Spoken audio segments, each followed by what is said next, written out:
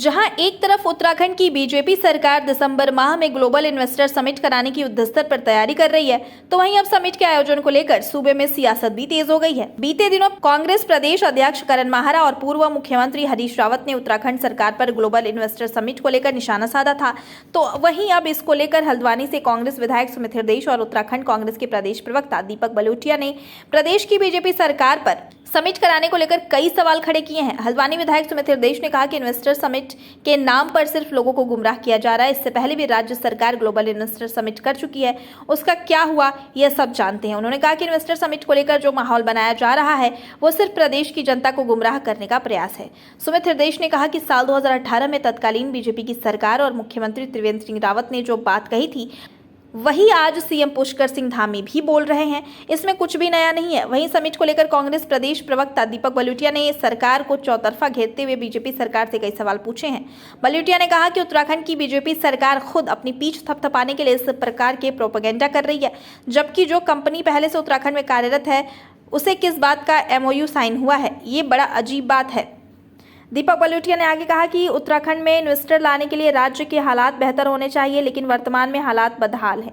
सरकार को सबसे पहले एक ठोस रणनीति के तहत इस ओर ध्यान देना चाहिए। बीजेपी सरकार की ओर से जनता को भ्रमित करने के लिए सिर्फ नाम के लिए MOU साइन किए जा रहे हैं, जिसका उत्तराखंड के विकास में कोई भी फायदा नहीं होने वाला है। इन्वेस्टर समिट तो जब माननीय त्रिवेंद्र सिंह रावत जी भी मुख्यमंत्री थे तब भी हुआ, तो उसका नतीजा नील बट्टा सन्नाटा था।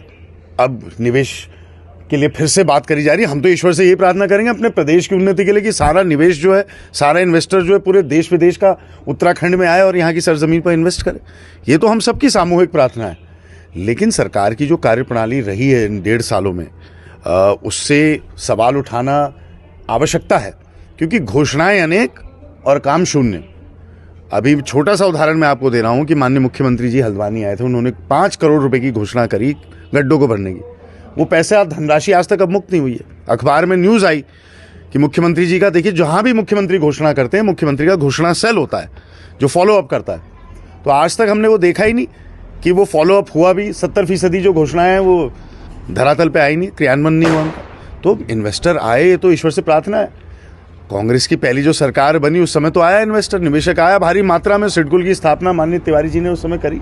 अभूतपूर्व विकास का हमने एक परिचय दे रखा है। सड़क, चिकित्सा, स्वास्थ्य, इन्वेस्टर, कोई भी आप शब्द ले लें, इन विषयों पर कांग्रेस की सरकार ने बहुत बेहतर कार्य करा है। आज की जो ये सरकार का राज काम है और जो ये काबिज हो रखे हैं सत्ता पे, धार्मिक उन्माद फैला के, इनका एजेंडा सिंपल है, ये धरातल पे कोई काम होते हुए नहीं दिख रहा है। तो हमारी आशा तो यही है कि देखिए अब समय बताएगा, बात करेंगे। आप 1 साल बाद, आज ही का दिन ले लीजिए, 1 साल बाद अगले साल इसी विषय पर अगर आप पूछेंगे कि इन्वेस्टर समिट का क्या हुआ और कितना निवेश आया, तो आंकड़े आपके पास भी होंगे और मेरे पास भी होंगे। कि विकास करने के लिए सबसे पहले एक रोड मैप तैयार किया जाता है।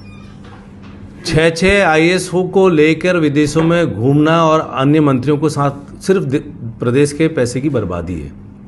Public policy and management, ISB institute Hyderabad की हम बात करते हैं या हम मोहाली की बात करते हैं, इस तरह की ऐसी संस्थाएं, हमें उनसे मदद लेनी चाहिए कि भैया हमारे उत्तराखंड में हमारे पास ये रिसोर्सेज हैं, हम कैसे पब्लिक के हित में पॉलिसी बनाएं। हमें बाहर से एजेंसीज हायर करनी पड़ेंगी जो हमारे एक उत्तराखंड के रोड मैप को तैयार करें।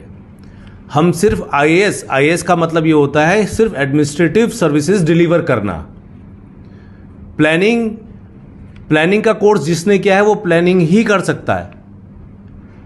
तो पहले एक प्रॉपर रोड मैप होना चाहिए और उस रोड मैप को उसके बाद हमारे पास मार्केटिंग पॉलिसी होनी चाहिए। खाली आप सिर्फ ये कहीं आए आप इन्वेस्टमेंट करें, आपको कोई नहीं आएगा। आपकी जो प्रस्ताव आए, मैं आपको 100% गारंटी के साथ कहता हूं कि ये जो जितने भी प्रस्ताव आपके पास आए, इनमें जो बड़े इन्वेस्टर्स हैं बिल्कुल भी नहीं आने वाले।